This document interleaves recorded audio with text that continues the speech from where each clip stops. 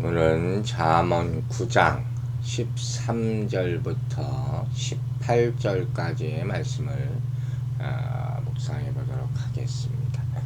자, 잠언 9장 펼치시고 13절에서 18절 읽어보겠습니다.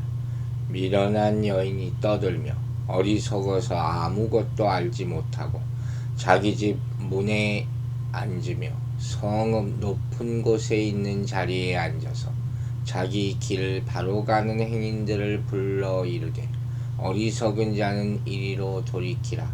또 지혜 없는 자에게 이르기를 도둑질한 물이 달고 몰래 먹는 떡이 맛이 있다 하는도다.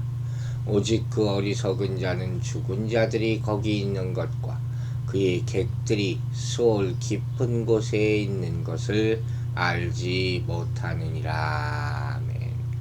자, 오늘 본문은 이 전반부에 나왔던 지혜, 의인화된 지혜의 초청과 대응되는 장면이라고 할 수 있어요. 즉 미련한 음녀의 초청, 그리고 그 추종자들의 우매함, 이런 것들을 보여주는 그런 장면이죠. 이렇게 솔로몬의 지금 계속되는 말씀 가운데는 어리석은 자들을 유혹하는 음녀의 존재가 여러 차례에 걸쳐서 나타난 그 내용의 지금 마지막 부분이 본문이라고 할 수 있어요. 그래서 이 내용을 가만히 보면 이 음녀의 모습이 지혜와 마찬가지로 변화를 거듭하는 것을 볼 수 있어요. 지혜가 점점 더 깊어지고 더 높아진다면 이 음녀의 음행도 그 관계가 점점 악해지는 그런 거죠. 우리만 막 하나님의 말씀에 대해서 열심히 공부해서 신앙이 는다고 생각하면 안 돼요. 우리 대적들도 마찬가지로 그 악함이 점점 늘어나게 되는 것을 볼 수가 있어요. 그래서 앞에 이 2장의 내용부터 간략하게 우리가 한번 돌아보면 사망으로 기울어진 집의 여주인의 모습으로 처음에 이 음녀의 모습이 나타나잖아요. 그러다가 이제 5장에 가서는 건강과 재산을 갉아먹는 그런 행태가 보여요. 그리고 6장에 일어나서는 비참한 인생 파멸을 초래하는 그런 음녀의 음행이 보여지고, 또 이제 7장에서는 마침내 어리석은 청년을 매우 적극적으로 유혹하는 존재로 그려지고 있습니다. 그리고 오늘 본문에서 이 음녀가 자신의 모습을 전면에 나타내지 않고 전반부에서는 여주인으로 묘사된 지혜의 모습을 흉내내는 모습으로 묘사되는데 싹 감추는 거죠. 이제 절대로 겉으로 나서지 않는다니까요, 사단은. 그런데 그녀가 내뱉는 말의 내용이나 행실을 보고 아는 거예요. 뭐 어떻습니까? 죄와 행악을 부추기고 유혹받는 이 대상을 파멸로 몰아넣는 그런 일, 그걸로 우리가 분별할 수밖에 없어요. 오늘 이 본문이 다시 또 세 부분으로 구분되는 것을 우리가 발견하게 되죠. 먼저 13절과 14절은 수다스럽고 미련한 음녀의 공개 초청 시도에 아주 대놓고 아주 유혹을 하는 거죠. 그리고 15절부터 17절은 이 미련한 음녀가 인생에게 던지는 유혹의 말이죠. 많은 사람들이 여기 넘어가는 거죠. 그리고 18절에서 이제 음녀의 유혹을 따라가는 자들의 무지와 우매함을 나타내 보여주고 있다는 것이죠. 자, 이와 같은 내용을 전체적으로 봤을 때 우리 눈에 확 들어오는 게 있어요. 그게 바로 뭐냐? 음녀가 유혹함에 있어서 제시하는 바. 재미있는 이 구절이 하나 나오는데 그게 뭐냐? 17절에 나오는 도적질한 물과 몰래 먹는 떡이라는 표현이에요. 도적질한 물, 몰래 먹는 떡. 이 말은 짐승과 혼합한 포도주를 제공하는 그런 지혜의 초대와 선명한 대조를 지금 이루고 있는 것이죠. 아무리 음녀가 감언이설로 꼬이고 또 육체적인 관능적인 매력을 지니고 있다 해도 결국 그것은 풍성하고 기쁨이 가득한 잔치 자리에서 나와서 도적질한 물을 마시고 숨어서 떡을 먹는 것에 지나지 않는다 하는 그런 말씀. 그럼에도 불구하고 이 죄악의 날에 훅 빠져버린 이걸 분별을 못하는 거야. 그래서 그 추하고 비참한 죄의 날 즐길 뿐이다. 매일마다 그냥 빠져있는 거죠. 술독에 빠져있다 이런 표현을 하지 않습니다. 이런 자들은 마땅히 형벌과 심판에 떨어질 수밖에 없다는 그런 내용이 우리 오늘 전체적인 내용이라고 볼 수 있는 것입니다. 우리 13절부터 한 절 한 절씩 우리가 살펴볼게요. 13절에서 솔로몬은 이렇게 말해요. 미련한 계집이 떠들며 어리석어서 아무것도 알지 못하고. 자, 이를 공동번역 성경을 한번 보니까 어떻게 되어 있느냐. 어리석은 여인은 속이 비어 부끄러운 줄도 모르고 수선을 떤다. 이렇게 번역되어 있습니다. 이를 통해서 분명히 알 수 있는 사실은 뭐냐. 미련한 자의 특징이 한마디로 아무것도 알지 못한다. 이제 그럼에도 불구하고 부끄러운 줄도 모르고 계속해서 떠들어댄다. 아, 정말 창피하죠. 그러니까 말 많이 하면 속빈 강정이. 여러분 생각해 보세요. 속에 하나도 없는 거, 아는 게 없어요. 근데 겉으로만 막 떠들어대. 그건 무슨 의미가 있겠습니까? 무슨 가치가 있겠습니까? 그건 무가치한 소음에 지나지 않는 거예요. 즉 이런 모습은 언제 나타나요? 자기 딴에는 뭔가 있어 보이고 들어있는 있는 것처럼 그렇게 보이고자 쉴 새 없이 떠들어대지만 그것이 오히려 자신의 무지를 드러내고 혼란에 빠지게 만드는 그런 결과를 가져오게 되는 거예요. 빈수레가 요란하다 하는 말 하죠. 그 반대는 뭡니까? 벼는 익을수록 고개를 숙인다. 이런 속담들이 있어요. 이런 속담들이 많이 있는 이유도 마찬가지예요. 예로부터 어리석은 자들이 생각 없이 떠드는 말로 인해서 많은 폐단들이 생기기 때문에 그 결과는 좋은 게 하나도 없죠. 많은 사람들이 모이는 교회에서도 마찬가지죠.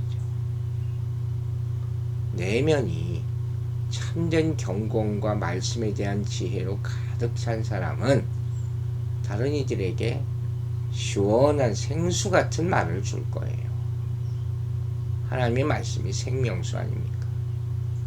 거친 말로 변론하거나 또 싸우게 되거나 쓸데없이 떠들어대므로 다른 사람에게 피해를 주는 일이 없게 된다는 거예요. 반면에 시끄럽게 많은 말들을 떠들어대지만 말의 대부분이 쓰레기같이 허탄한 것인 사람들이 있어요. 즉 아무 위로나 힘이 되지 않는 것, 오히려 마음에 상처가 되고 분쟁을 일으켜서 혼란을 야기하는 그런 경우죠. 이런 사람들은 어떻게 해요? 상대방이 듣든 안 듣든 상관 안 하는 사람, 내 맘대로 다 하는 거지. 그 참 어리석은 사람, 아무 생각 없이 사는 사람, 자기 주장만 강조하는 사람, 그 답답한 거. 14절을 보면 행인을 유혹하는 음녀가 자리 잡고 있는 곳이 두 가지로 묘사됩니다. 먼저 음녀는 자기 집 문에 있어요. 그래서 자기 집이라는 표현이 사용된 것은 소중한 자기의 보금자리 혹은 가족들의 공간을 죄악의 처소로 만들어버렸다 하는 그런 의미를 가지고 있죠. 음녀가 한번 침투해버리면 이렇게 된다니까요. 그리고 또 성은 높은 곳이라 했어요. 사람들이 많이 모여있는 곳을 의미하겠죠. 사람들의 왕래가 많고 높은 곳이니까 누구나 볼 수 있는 공개된 장소. 지혜가 이런 곳에서 다 선포되잖아요. 그런데 음녀도 그렇다는 거예요. 음녀는 사실 숨어 있어야 되는 존재 아니에요. 이걸 뭐라 그래요? 후안무치다. 부끄러움을 모르는 거예요. 수치스러움을 모르는 거예요. 그리고 악을 행하는데 주저함이 없는 그런 악한 모습을 아주 대놓고 보여주는 그런 관계입니다. 이제 15절부터 16절 보면 미련한 여인이 자기 길을 가는 바로 가는 행행을 불러서 무릇 어리석은 자는 이리로 돌이키라 이렇게 말하는 거예요. 자기 길을 간다 하는 말, 이건 자기 자신의 길을 가고 있는 걸 말하는 거예요. 즉, 이 미련한 여인이 유혹하고자 불렀던 이들은 단지 할 일이 없어서 길에서 어슬렁거리거나 배회하는 그런 사람이 아니라는 것이죠. 그럼 뭐예요? 자기가 가야 할 일이 어딘지를 알아서 분명한 목적을 가지고 지금 길을 걸어가는 사람들이에요. 이 자기 길을 가는 사람들이에요. 그런데 문제는 뭐예요? 이 미련한 여자가 이러한 사람들에게 관심을 보이고 유혹의 말을 쏟아내고 있는 거예요. 이게 무슨 의미일까요? 그냥 막 허랑방탕한 사람들을 유혹하는 게 아니라는 거잖아요. 자, 보세요. 여기서 우리는 사단의 시험이 가지는 분명한 특징을 발견하게 되는 거예요. 사단의 관심은 뭐냐? 죄악을 사랑하고 죄악의 길을 방황하는 이들은 이제 관심도 없어요. 그냥 내버려둬도 그 인생 스스로 파멸로 가는 거죠. 그죠? 사단의 관심은 신실한 마음을 가지고 끝까지 하나님이 허락하신 길을 가고야 말겠다는 그런 분명한 신앙과 목적의식을 가지고 길을 걸어가는 사람에게 집중돼요.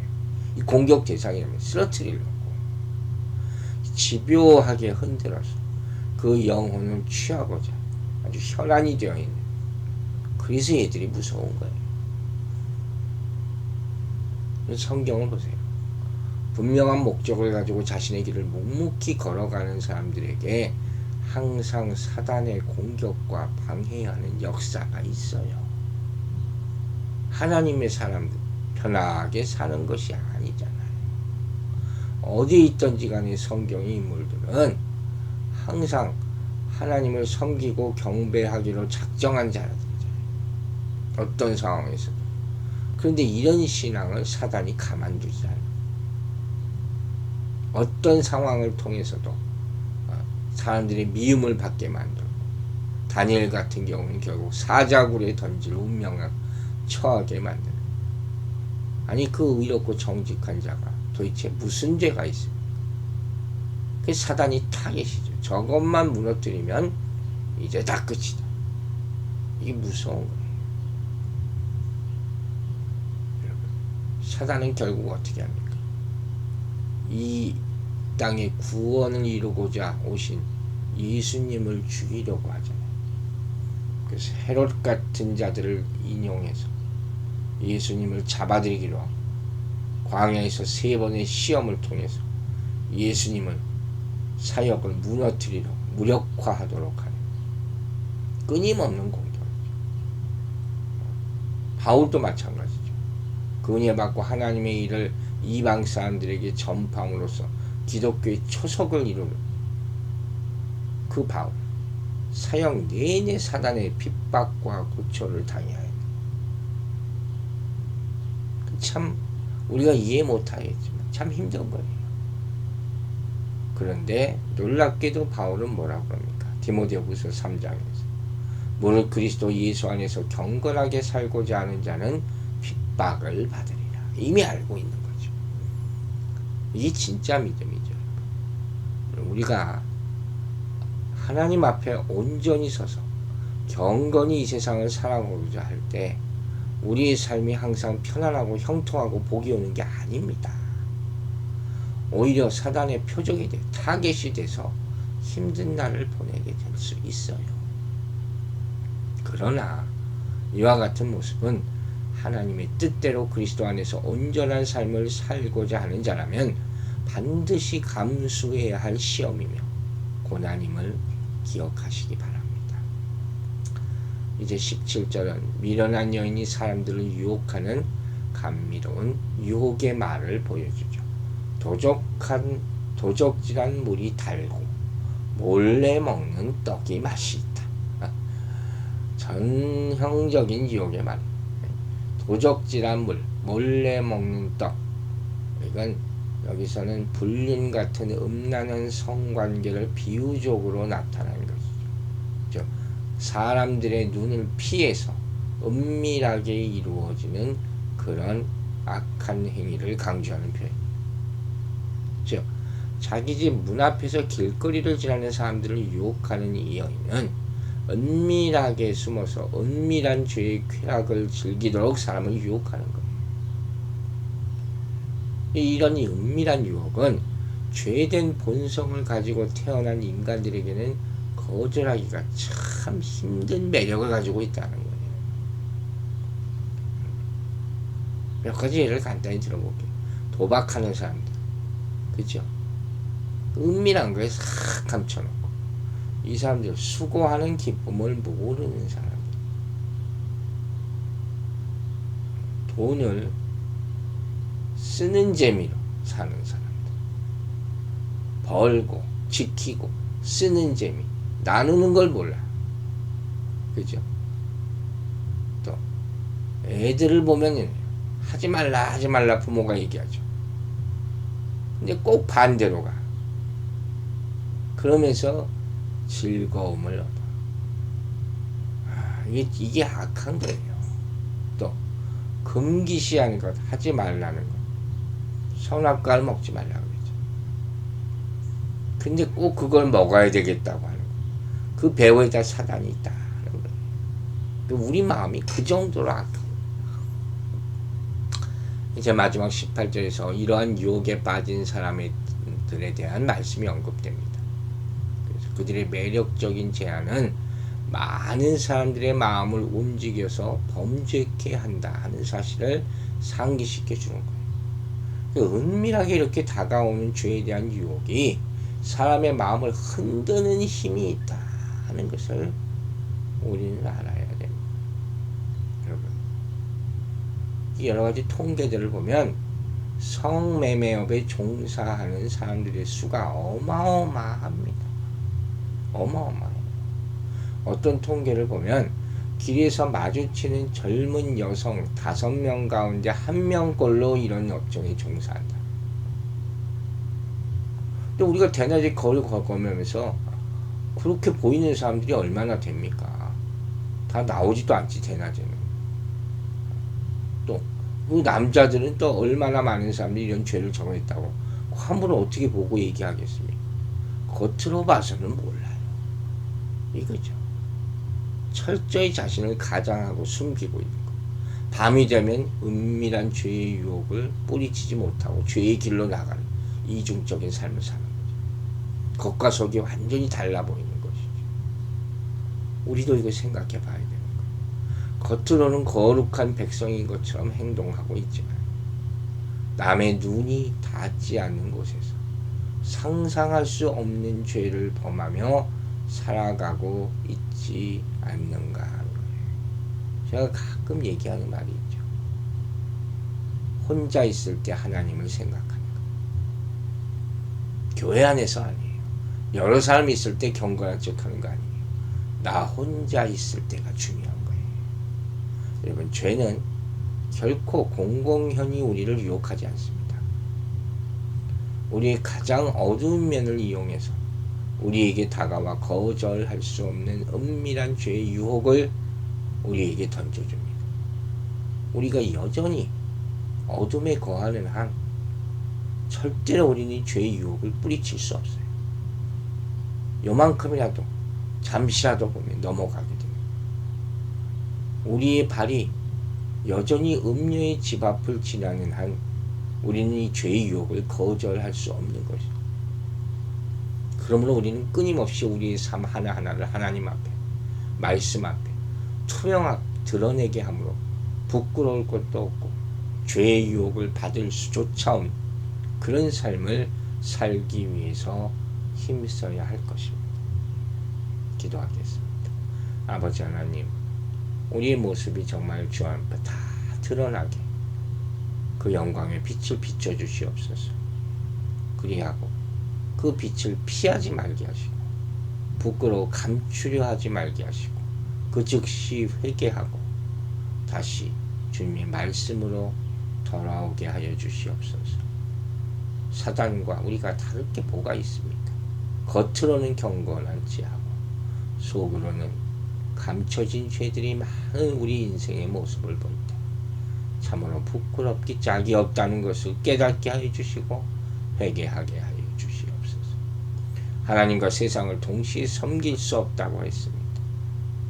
이 진리를 잊지 말고 우리 인생의 우선순위를 항상 하나님과 말씀에 둠으로 말미암아 유혹에 빠지지 않고 그 근처에도 가지지 않고 겉과 속이 모두 경건하고 하나님의 영광의 빛 가운데 거하는 삶을 살게 도와주시옵소서. 감사드리며 예수 그리스도의 이름으로 기도했습니다. 아멘.